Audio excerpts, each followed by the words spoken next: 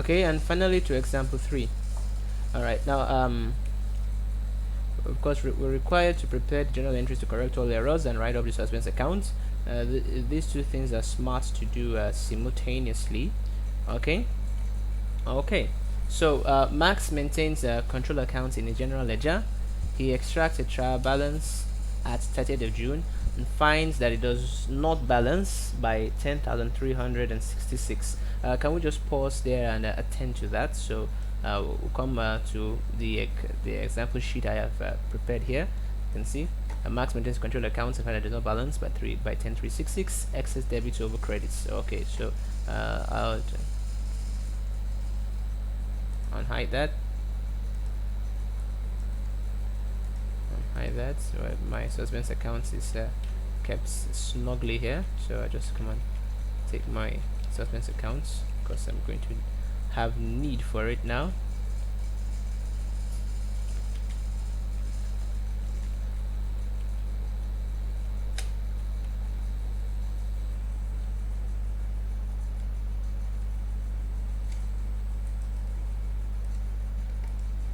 Alright, so now this is my suspense account, and it says excess debits over credits. Okay, so as there are more debits than there are credits,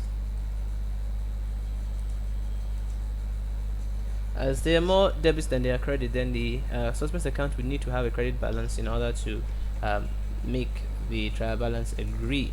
So my suspense accounts will have a difference of 10366 on the debit side, on the credit side. So I can call this TB difference, trial balance difference. You can really call it anything you want at the end of the day. Okay, so something like that. Alright, the difference is recorded in the suspense account, and the following errors have been found. Number 1, proprietor's capital of 5,000 was extracted as a debit balance. Another extraction error, and of course if you get back there, if you extract on the wrong side, it's times 2 the error, isn't it? Okay, so proprietor's capital is meant to be a credit account, for those of you who have forgotten that. So remember that now, that's why it's on the wrong side, and it's a times 2 error. So of course if we whatever we're going to correct, it's not going to be by 5,000, it's going to be by 5,000 times 2, which is 10,000. So that's going to be what we need to correct for the entries. Okay, so capital account is a credit account. All right, so it will be as if we are crediting capital account, but we don't need to credit capital account because it already exists, it already has the balance. Okay, so then do we credit the trial balance? Something like that, but trial balance is not a ledger and doesn't really take debit or credit. So you just say extract capital accounts on credit side of trial balance, and you're done. And then of course you debit suspense accounts because that's gets the other side. So with this debit to suspense accounts, we'll immediately record it in our suspense accounts. Debit for 10,000. Okay, to record an extraction error.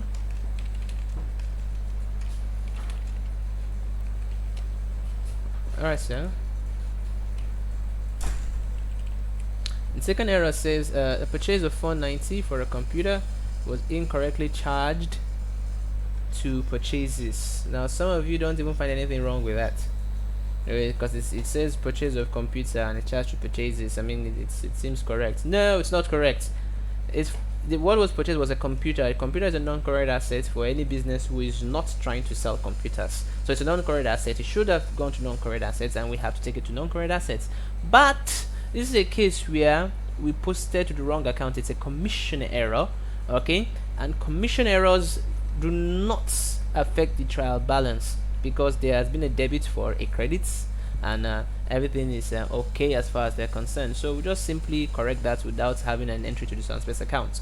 So we take it out of purchases and put it in non-current assets. Okay, so computer equipment accounts, let's just say that such an account exists, which is a non-current asset. Okay, we're debiting it because all assets record debits, in case you forgot. And we take it out of purchases by crediting purchases accounts. Okay. Okay. um that's that.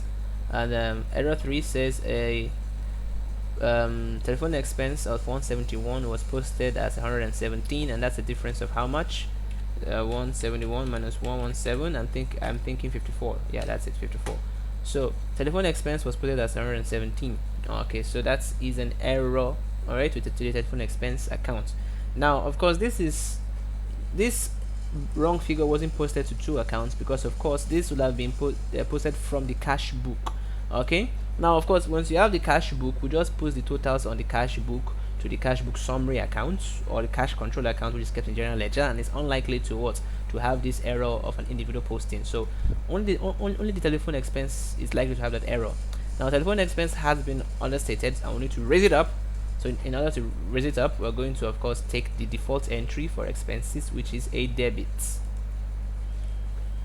So we debit telephone expenses to correct that error, to raise it up, to raise up the balance by 54. And of course, since it's an error that affects the trial balance, we credit the suspense account.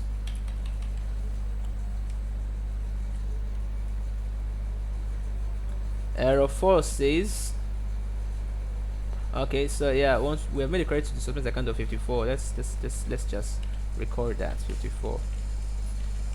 Okay.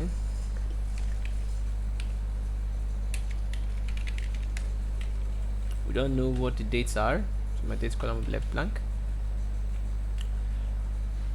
A receipt from a customer O Danco was posted to the account of what? Of S Danco. Okay. A receipt from a customer O Danco was posted to the account of S Danco. Now O Danco is a customer, which makes him a receivable, and if he pays cash, that receipt should be credited to his account. Alright, but instead it was credited to the account of S Danco, so we have to credit it now to O Danco's account. So credit O Danco. Of course, in case you haven't guessed, this does not affect the trial balance. It's another commission error. Okay, S Danco. And in this case, yeah, he does maintain trial balance. So these individual accounts themselves, of course, are not even in the general ledger in the first place. So their errors there cannot affect the trial balance. That's 146.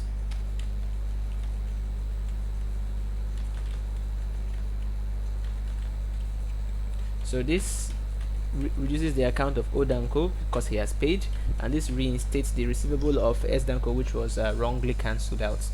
Number 5 says the sales day book is undercast. Now, since we have control accounts, we're going to post the total of the sales day book to revenue and receivables accounts, and if there's an error in that total, it goes to both the debit and the credit side. So it's an error that will manage to slip through the trial balance, because it will be in both the revenue and the receivables control accounts. Now they have both been undercast, so they should both be raised up.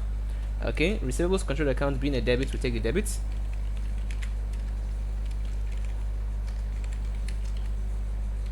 And sales revenue being a credit, we take the credits.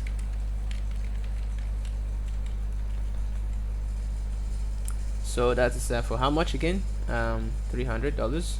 300.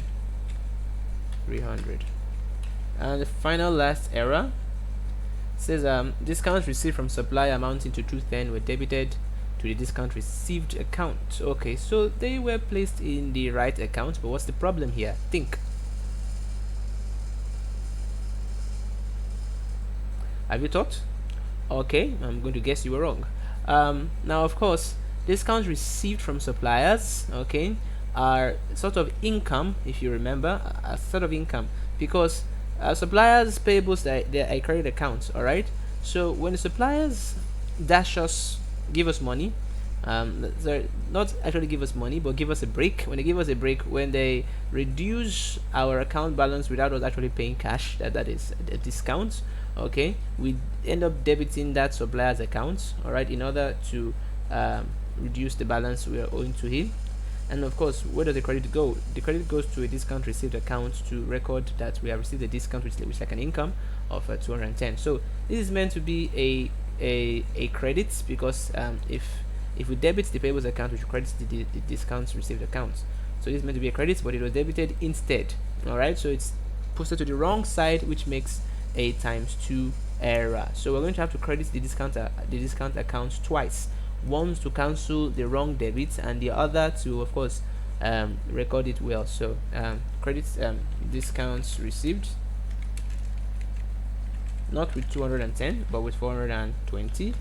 And then of course suspense accounts gets it, because as this is posted on the wrong side, it's one of the errors that the suspense account that the trial balance would catch. So suspense accounts. I didn't really put my accounts symbol on this account, so I'll just do that.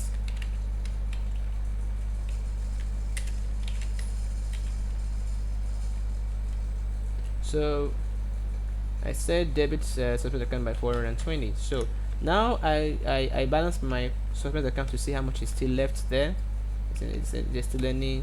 Nope, there's no balance left, because both debits and credits are in agreement. So my suspense account is officially closed, and that means I win this round. And that is the end of this example. Thank you very much.